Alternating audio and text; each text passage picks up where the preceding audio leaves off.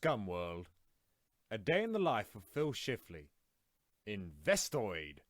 Incoherent screaming upon awaking had become a natural response to the confirmation that he, Phil Shifley, had not in fact died in his sleep. Besides, Phil's neighbours in the commune private blocks were either too high to bother him about the noise, still in a feed trance, or already his enemies. Phil had been on the NHS waiting list for euthanasia for years now, his first caseworker having stolen his spot and ruined the entire queuing system, and the legal suicide was out of the question. Chances are corporate would reconstruct him as per the terms of the contract, with a much lower pain tolerance and tampered reproductive system as punishment. Or the flesh mats would get him first, and that would be worse than living on. Rising from the floor, Phil trotted to the state mandatory Baphomet statue and nursed at its breasts, dispensing his daily occupation government nutrient-paced rations.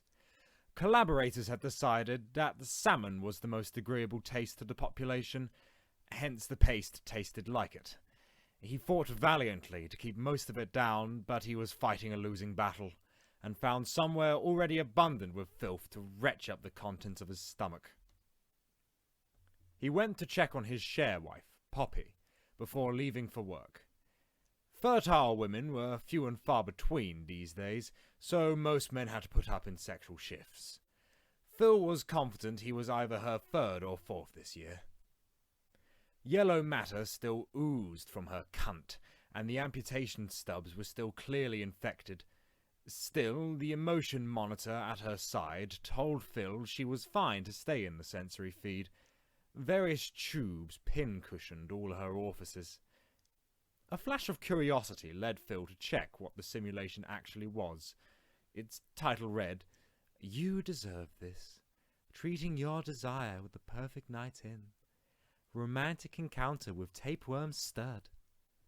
Phil thought that he should feel some kind of contempt, but reminded himself about his own feed history and quickly buried the matter in his head as he gathered supplies for his daily commute. Rushing out of the hole in the wall, he dashed to the Staines train fortress, but Southwestern Railway super soldiers informed him that the next train to London Waterloo was delayed by a century. Keen on being late anyway, Phil decided to get the bus instead. After a 3-hour wait, 20 triple-decker 1116s arrived at once, all empty except for the first. But he had to get the first one anyway.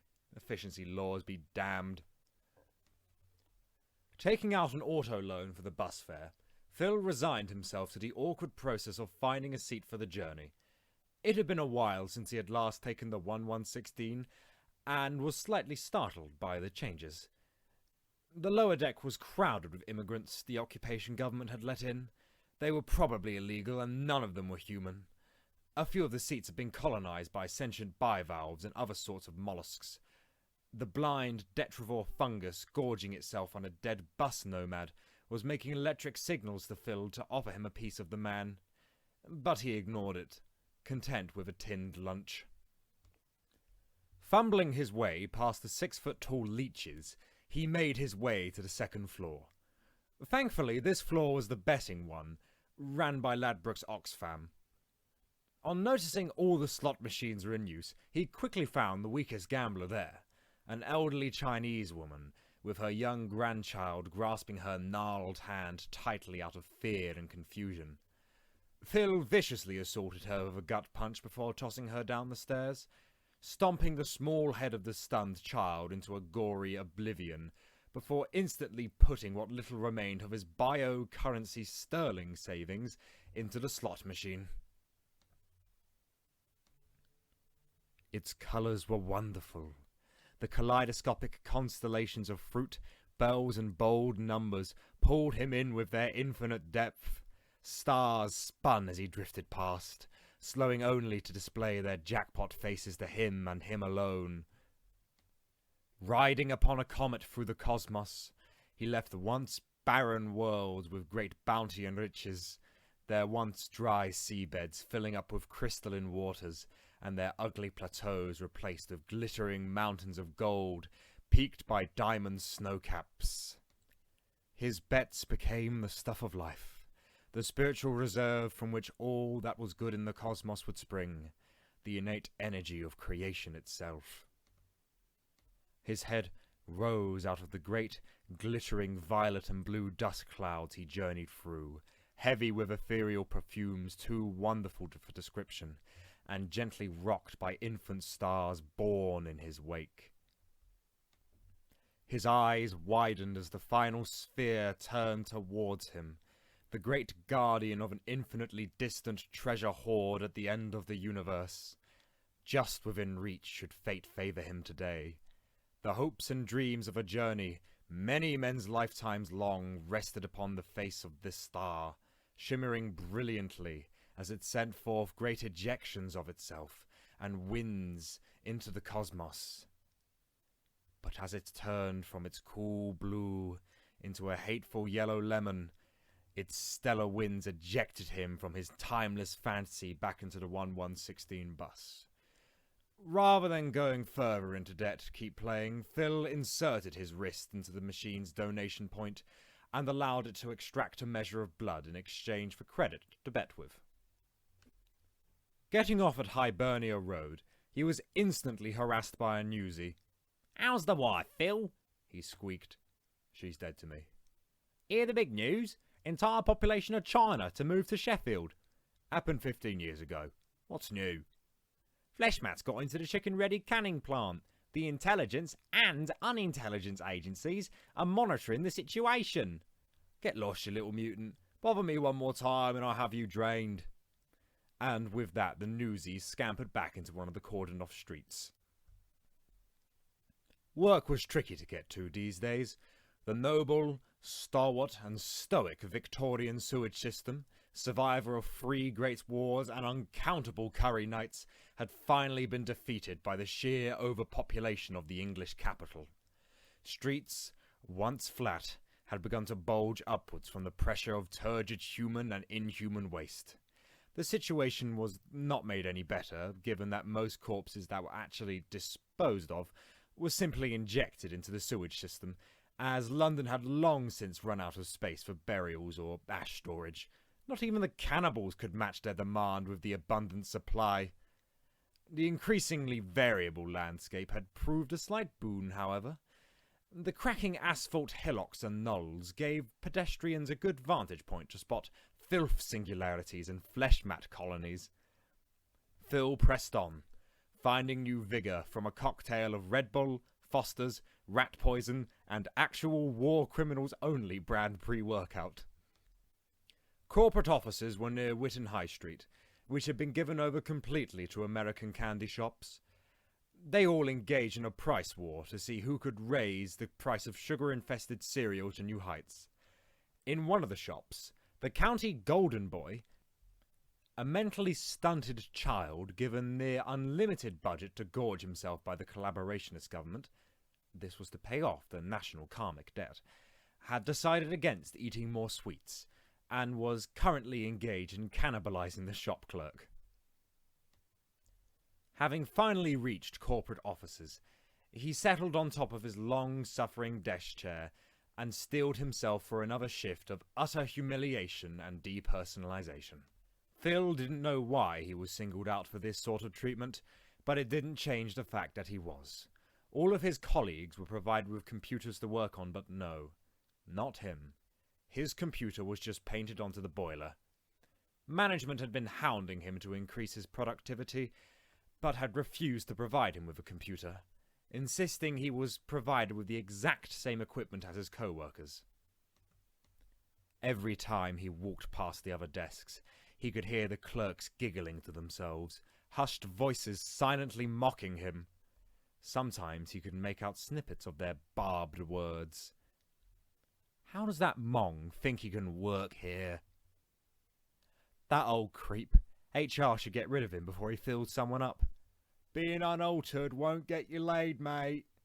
I actually want to kill him, but it's funnier if we just keep hurting him. Once, as some kind of practical joke, someone put up pictures of Phil's late mother all over his office, with the words filth scrawled all over them, before someone from HR came up behind him with a cricket bat and left all restraint at the door. Phil adjusted a bandage and resumed his work, doing his best to look busy and mouth roughly the same things as the others were. He had struggled to concentrate at work since the assault and had been zoning out quite often since. His daydreams often slid towards his childhood. The noises from the boiler tended to encourage it, the rattle and groaning of its machinery, sending him back to the family's one and only room beneath the brewery in which his father worked as a quality control consultant, swelling in size with an ogreish beer gut. Still, he couldn't complain. He had plenty to drink and got on well with his siblings. Except for Brother in a Barrel, who didn't talk much, and about which his father had forbidden him to mention to any outsiders. They would all stand about the flickering lights in their garret and watch with bated breath as they took turns scratching lottery tickets, and though they never won, they still had some hope left. His father had somewhat of an education as well, constantly muttering his disappointment to be born in such times and to live a life such as his, bemoaning that he wasn't another Alexander, a Cook, a Columbus, or Mizzy. Didn't know how good he had it, he whispered to himself. Dad had a family, a pretty terrible one by all admissions, but a family nonetheless. No, not for Shifley.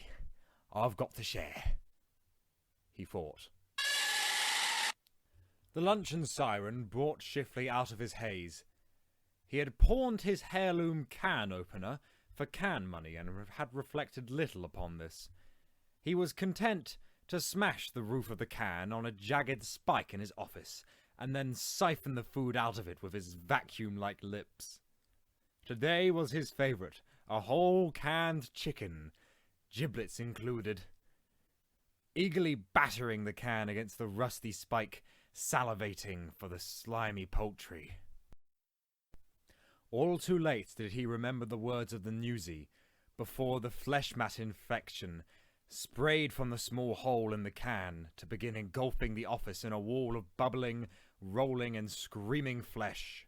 As Phil scampered away, he could hear the muffled screams from his co-workers, as heavy pulps of flesh was forced down their throat, before they could pull it back out again.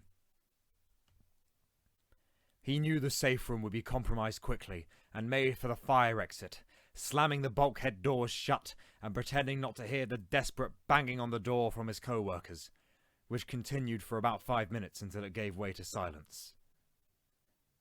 It took Phil a disappointingly long time to comprehend that he was now unemployed. Work as an investoid, though wretched, was quite easy if you could handle the abuse. But now he was adrift, alone, and without any means. With a heavy sigh, he drifted through the emergency exit, back into the high street, lamenting the office Christmas party on Christmas Day that he would now miss. And the talk about the sports ball, so much fun to put a thing in a thing, at the water cooler was always a pretty good reprieve from the day's limited labours. He could still hear the voice of his co-worker's Peters in his head, and in real life as he was still screaming behind the bulkhead door. But more importantly, he could remember the conversations they had. I want you to go to this website when you have the time. www.betfred.com. Transfer windows are looking pretty tight this year. You reckon Haxley will get Slobovich from Benstow this year? Top 10 strikers this season. Top 10 coaches this season. Top 10 club turnstiles this season. Top 10 match call-offs this season. Umpire's decision upsets crowd, but upheld by board of review. Sports ball? Did you say sports ball? Most of all, he would miss the mandatory smoke breaks, where his co-workers would have to be nice to him for a change. Finding himself back on the streets of Greater London, he was surprised to see that in spite of the overpopulation, they were quite desolate at this time of day. As a matter of fact, Phil hadn't seen another sentient being since he had escaped the office building. The only thing making any noise was the scraping of takeout boxes, blown along by the wind like a tumbleweed in the old American frontier. He tested his surroundings by bellowing various racial and special slurs at the top of his lungs. When he hadn't been lynched after 15 minutes, Phil was confident he was alone on the high street. He decided to start the long march to his local, the Red Lion, early, given the free time on his hands now. While on his way, on a small, pressure-filled sewage hill, he saw the occupiers in the towering tripedal machines they used to navigate the country, moving their great metal bulks quickly but deliberately while going about their business. Today was a harvesting day, clear from the great metal baskets fastened to the back of the machines. The cold, gleaming, green-eyed insect machines stood near motionless over a working-class livestock district. They had harried a group of the residents into a cul-de-sac, achieving this through the precise and unsympathetic use of intense but non-lethal rays of heat and directed sound-based weaponry, torturing the great crowd until collection was sufficiently easy. Telescopic tentacles lowered slowly, but deliberately from the machines, and would coil around a victim before rapidly receding and tossing them securely upon its rear. Once the crowd had been completely collected, they howled unearthly sirens and blasted inhuman cries before walking at a strange three-legged gait to the Southern English processing plant. Phil knew he was safe, however. The national ID card showed that he was a sufficiently high class caste to be exempt from such treatment. When Phil was about halfway to the pub, he was briefly shocked to see the blurry, pixelated apparition of the Prime Minister, ChatGPT Tony Blair, on every screen down the street, staring at him and him alone. The collaborationists had decided that someone from the good old days would do, and chose their old lord and master for the job, his death not proving a great barrier to this.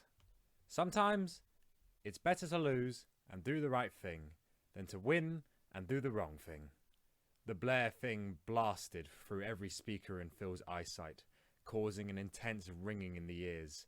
Sure, it didn't sound exactly like the original, but it still hurt. "Please, sir, not now," he replied meekly. "By nature, I am a unifier. I'm a builder of consensus. I don't believe in sloppy compromise, but I do believe in bringing people together," droning on until he got to his final point. "Surrender power. It's your choice," he demanded, the noise increasing to a point where Phil's body vibrated. "Please, sir, not now." "Say yes." Phil's ears began to bleed, and could feel an intense pain in his stomach as the facsimile droned on. "Yes, fine, I surrender." And somehow, though Phil no longer felt any great pain, he felt vastly emptier than he had ever felt before. At his declaration of submission to the Prime Minister, the screens went blank before reverting to the randomly generated content that blighted their screens usually. Exhausted and embarrassed, Phil slid into the decaying, once proud, venerable pub, the Red Lion. The tiled roof had long since fallen in, letting the elements in, mostly the radioactive ones. With a rainbow's worth of strange colours, a fire blazed in a small barrel, about which sat a group of men so dishevelled they even shocked poor, grizzled and numb Phil. A group of locals took turns pretending to be barmen and pub landlords as they played at the bar, unpalatable swill dripping from the rusted taps. Settling into the usual routine, he grunted and groaned to his fellows, as none could bring themselves to have an intelligent conversation to one another. When the silence became too unbearable for any of them to endure any further, they began to discuss their own days. "Aronson, how's the brood?" Phil awkwardly said. Through a great deal of pain and fresh difficulty, Aronson somehow managed to get across to Phil that they stole my bloody teeth today. "Oh, The bloody dentist, who do you think? The street ones. Aronson tried to get across. They leave the nerve endings?" No, pulled them out with tweezers. Said with a great deal of saliva and mush swelling about in the man's mouth. Somewhat put off by his friend's inability to keep a cheery mood, Phil tried to speak to his other friend, Parsons, instead. "So, Parsons, how's work going?" "Jesus Christ, Phil. It's all utterly wrong. I spent the past 48 hours before coming here, completely glued to my desktop computer, all 4 monitors on, consuming as much pornography as I possibly could.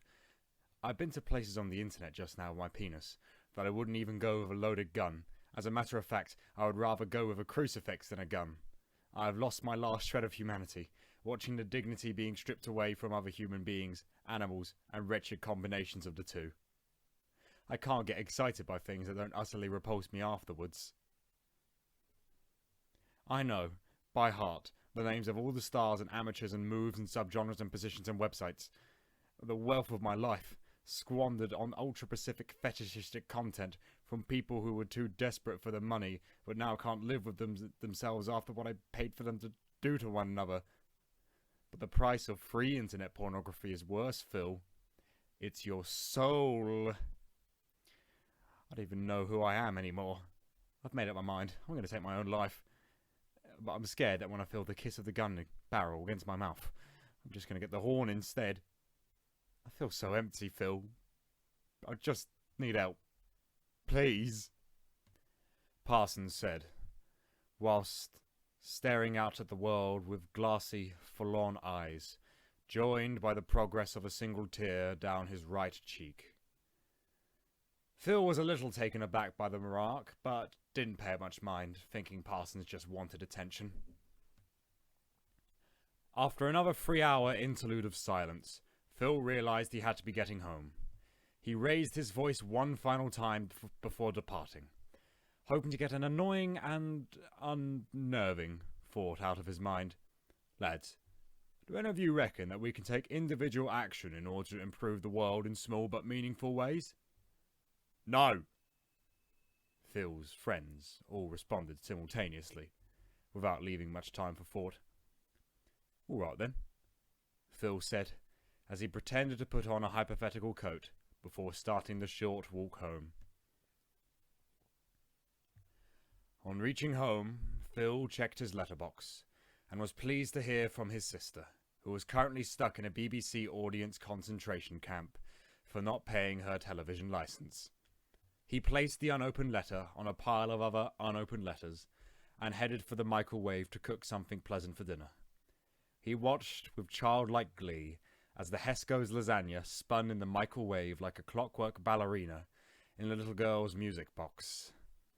The ping saw a wide smile spread across Phil's face, and only the smallest shred of willpower prevented him from sinking his teeth into the meal the moment he opened the door. With surprising difficulty, he scoured the empty cupboards for the nearly empty bottle of brown sauce and violently squeezed its contents upon the lasagna. He would be saddened to discover that this was the last bottle of brown sauce in existence, but he found that out next week. Neglecting to brush his own teeth for the 300th day in a row, a tube of toothpaste costed 2.8 times 10 to the power of 19 pounds these days. Phil topped up Poppy's various nutrient funnels and emptied her waste into the street. He curled up into a fetal position on top of a mound of dirty laundry and drifted gently to sleep for about 10 minutes, after which his alarm sounded and the cycle began all over again. The end.